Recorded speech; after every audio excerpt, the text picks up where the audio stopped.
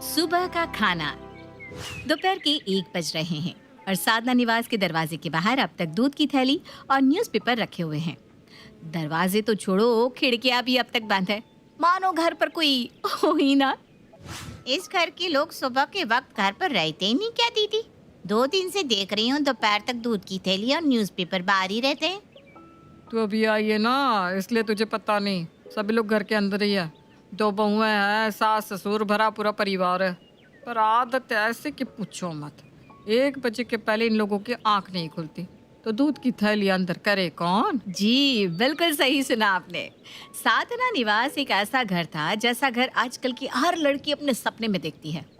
अरे भाई, किसे ऐसी सास नहीं चाहिए होगी जो खुद दोपहर में 12 बजे तक उठती हो। अब जब सास ही 12 बजे उठेगी तो बहुएं 1-2 घंटे और लेट तो उठेगी। 1 बज गया, उठना पड़ेगा। छोड़ो ना, 10 मिनट और सो लेती हूँ, 1:30 तक उठ जाऊंगी। 1 बज रहा है साधना, उठ भी जाओ। कौन है भाई? कौन बोल रहा है सुबह सुबह? आप यहाँ क्या कर रहे हैं? अरे हाँ, मैं भूल गई, आपका भी कमरा है। बड़ी जल्दी उठ जाते हैं आप भी। जाइए, दूध आ गया होगा, चाय बनाकर पी लीजिए, मैं सो रही हूँ। वो तुम्हारा स्पेशल दूध वाला भी तुम्हारी तरह है। सुबह से बिना चाय के बैठा हूँ मैं। ठीक 1 बजकर 5 मिनट पर ही दूध की थैली बाहर रखता है। तो मैं क्या करूँ? रोज 12 बजे उठती हो, आज 1 बज गया है। कल से 4 बजे उठना और उसके बाद सीधा रात में, ठीक है? 1 भी बज गया? अरे पता ही नहीं चला। जरा सी धूप नहीं है, कैसे पता चले कि 1 बज रहा है? ठंड कितनी है। उफ, मुझे तो लगता है सारी दुकानों को बंद कर देना चाहिए। अब जब सूरज देवता ही नहीं निकलेंगे तो हम लोग अपने घरों से निकल कर क्या करेंगे, है कि नहीं? सूरज देवता अपने सही समय पर उठकर आसमान में अपनी किरणें फैला चुके हैं, पर किरणों को देखने के लिए आपको भी तो इस बिस्तर और रजाई को छोड़कर अपने चरण कमलों को धरती पर रखना होगा।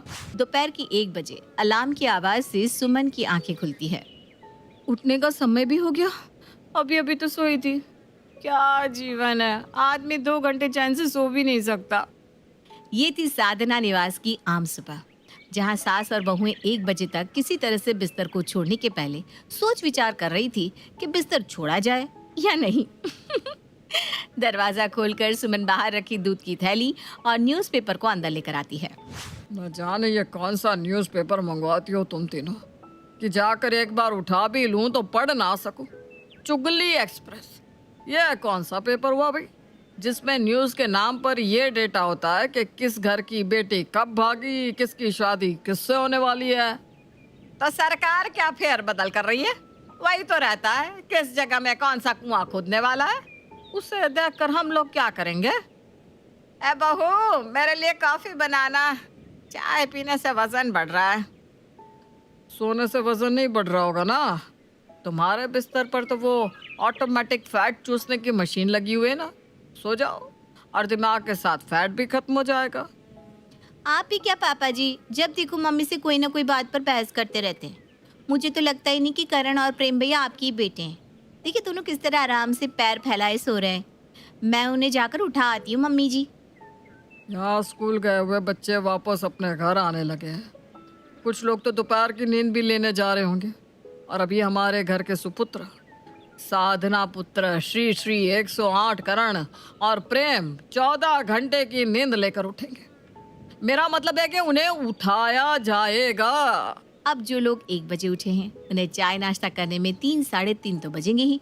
3 बजे सभी साथ में बैठकर नाश्ता कर रहे होते हैं कि तभी साधना के फोन की घंटी बजती है और फोन पर फ्लैश हो रहे नाम को देखकर साधना के हाथ कांपने लगते हैं। दीदी, आपने कहीं दीदी से मेरी चुगली तो नहीं कर दी? या दीदी मुझे क्यों फोन कर रही है? हेलो दीदी, कैसी हैं आप? कैसी है? बढ़िया ही। जानबूझकर हालचाल पूछने में समय निकाल देगी, फिर कहेगी घबराकर मेरे हाथ से फोन गिर गया और ऑफ हो गया। जानती नहीं हूँ क्या मैं तुझे? अरे नहीं नहीं दीदी, आप मेरी सिर्फ नाना दी नहीं, मेरी सास के बराबर है मेरे लिए। आपका हुक्म सर आंखों पर दीदी।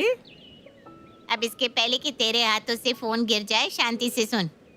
दिल्ली में वेट लिफ्टिंग कंपटीशन में पार्ट लेने आ रही हूँ मैं। अब दिल्ली में न जाने किस होटल में मुझे रुकना पड़ेगा। वहाँ मेरे लायक पौष्टिक खाना, साफ सुथरा होटल मिले ना मिले।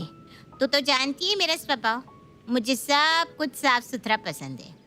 इसलिए मैं सोच रही हूँ तेरे ही पास रुक जाऊँ। जो तैयारी करनी है शाम तक का वक्त है, कर लेना। कल सुबह 8 बजे मेरी ट्रेन स्टेशन पर आ जाएगी।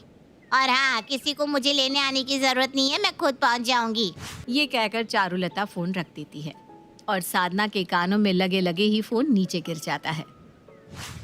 क्या हो गया मम्मी जी? ऐसा क्या कह दिया उन्होंने? और कौन था कॉल पर? कौन सी दीदी? याद मत दिला बहू, याद मत दिला। वो बड़ा खौफनाक मंजर था। शादी होकर अपने ससुराल में आई थी मैं, बस 1 हफ्ता ही हुआ था। मैं आराम से अपने कमरे में सो रही थी। कौन है? कौन है? 8 बज रहे हैं, उठ जाओ। 8 बजे? 8 बजे कौन ऐसे उठाता है? हे भगवान, ऐसा तो कोई अपने दुश्मन के साथ भी ना करे। सुबह सुबह चेहरे पर पानी डाल देना। क्या बीती होगी आप पर मम्मी जी। I am feeling so sorry for you. 8 बजे सूरज निकलता भी होगा क्या? मतलब मुझे तो यही समझ में नहीं आ रहा कि 8 बजे लोग करते क्या होंगे। है मम्मी जी, क्या करते होंगे?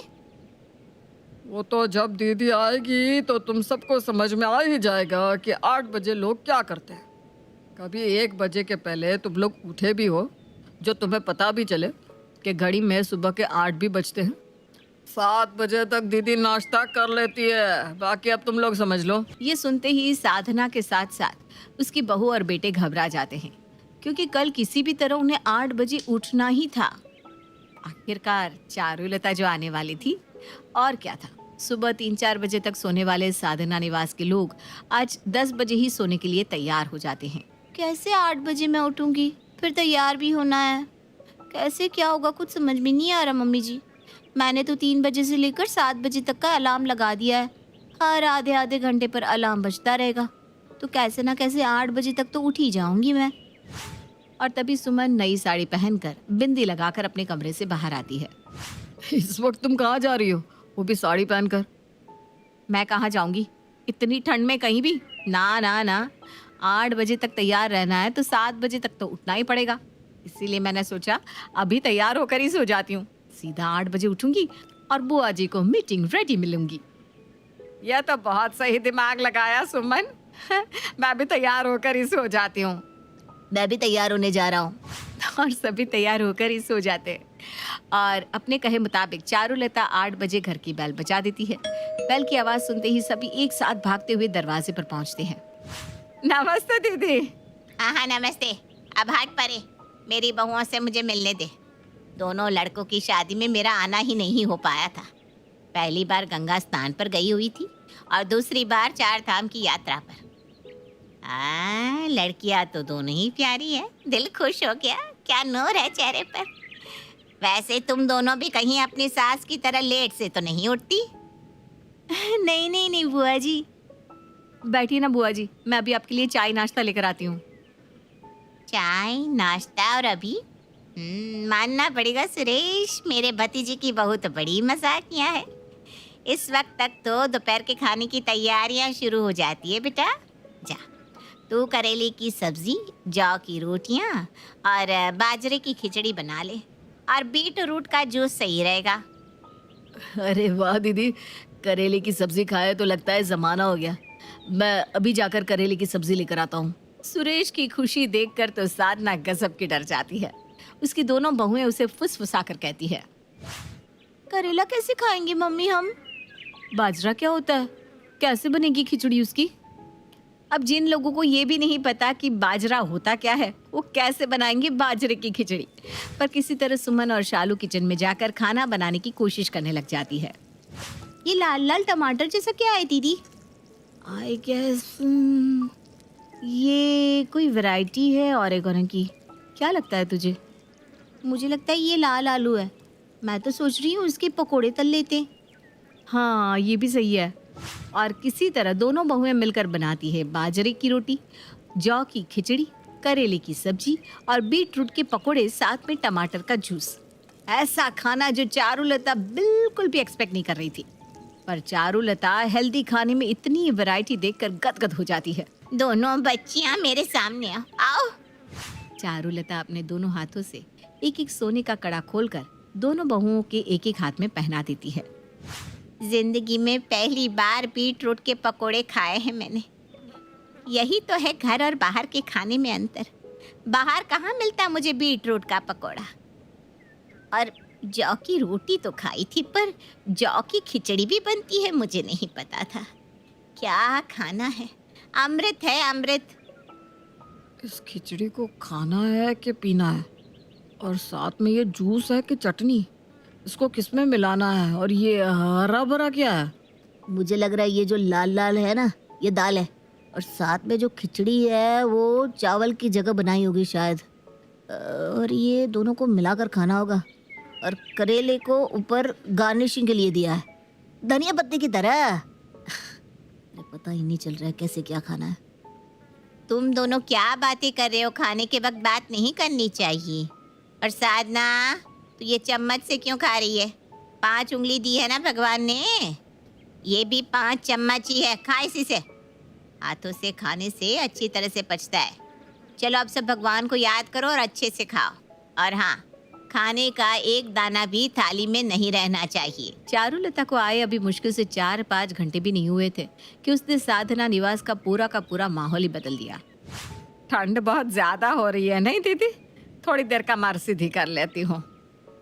हाँ मम्मी जी, चलो ना, बहुत ठंड हो रही है, थोड़ी देर हीटर में बैठते हैं। मुझे देख, एक पतली सी कॉटन की साड़ी पहनकर तब से घूम रही हूँ। मुझे क्यों ठंड नहीं लग रही? ठंड उन्हीं लोगों को लगती है जो कोई काम नहीं करते। ठंड लग रही है ना?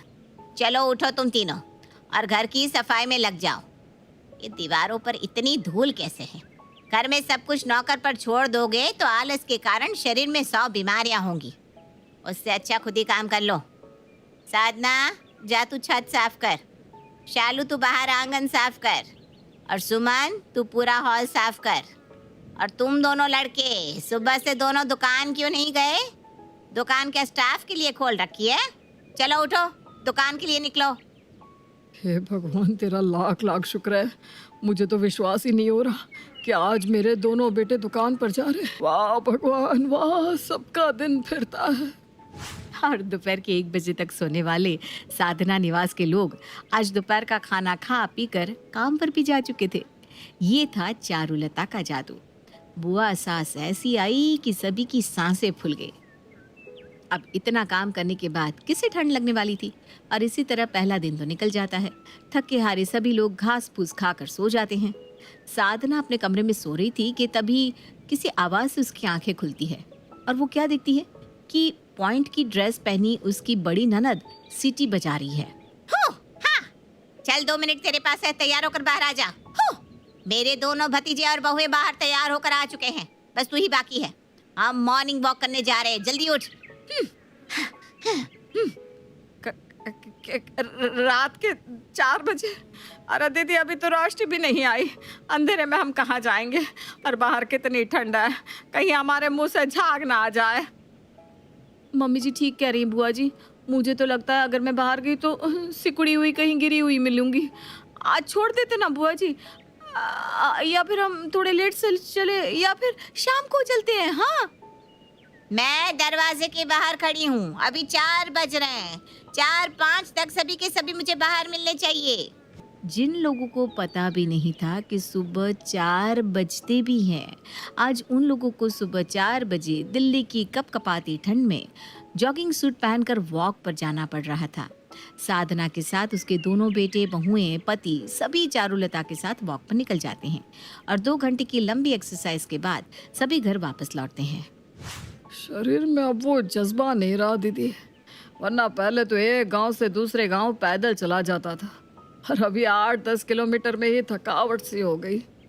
अभी मिट जाएगी थकावट। जाओ सभी नहा धोकर तैयार हो जाओ, नाश्ते का समय हो गया है। मैं आज तुम लोगों के लिए स्पेशल नाश्ता बनाती हूँ। जाओ रेडी होकर आ जाओ। 2 घंटे की लंबी मॉर्निंग वॉक एक्सरसाइज के बाद घर आकर कोई सोफे पर तो कोई बिस्तर पर बेहोश पड़ा था। और उसके बाद चारुलता उन्हें कहती है कि जाकर तैयार होकर आओ। कैसे संभव था?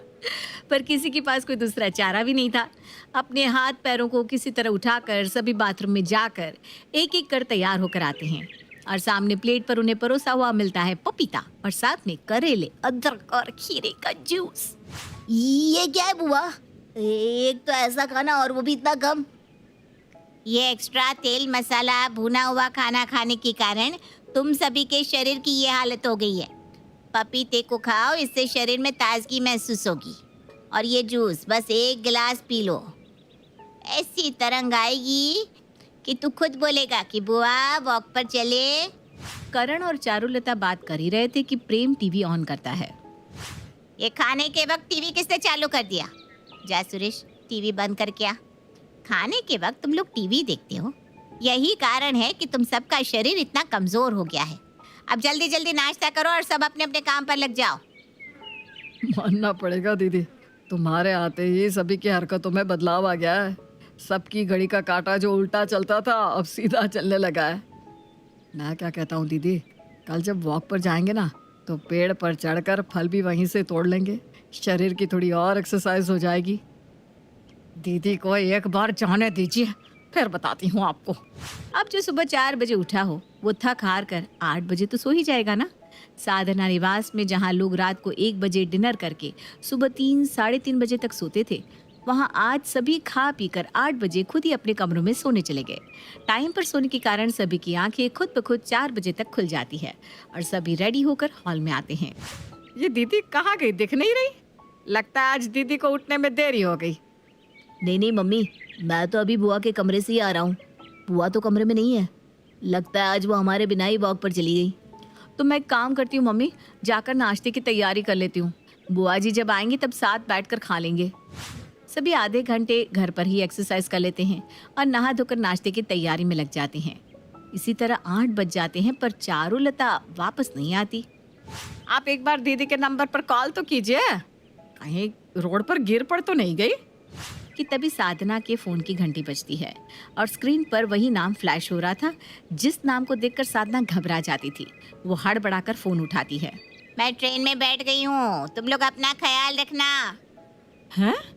दीदी चली भी गई? उनका तो ऐसा ही है, बिजली की तरह है वो, अचानक ही आती है अचानक ही चली जाती है।